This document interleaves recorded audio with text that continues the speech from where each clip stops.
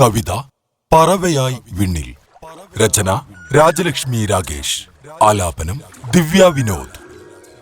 വെള്ളരി പ്രാവുപോൽ കുറുകിടാനൊരു മോഹം, പ്രണയഹംസമായി ദൂതു പോവാനൊരു മോഹം. ഓളം തള്ളുമീ പുഴയിൽ നീന്തി തുടിച്ചു രണ്ടിണക്കുരുവികളെ പോൽ പാറി പറന്നിടാം നീലാകാശത്ത്. പഞ്ചവർണ്ണ തത്ത പോൽ കൊഞ്ചിയ തേൻമൊഴികളിൽ അലിഞ്ഞിടാം പരസ്പരം. വെറ്റില മുറുക്കി ചുവപ്പിച്ച അതരങ്ങളെ പോ തത്തമ്മ ചുണ്ടിൽ മുത്തം നൽകിടാം ഒരു പറവയായി.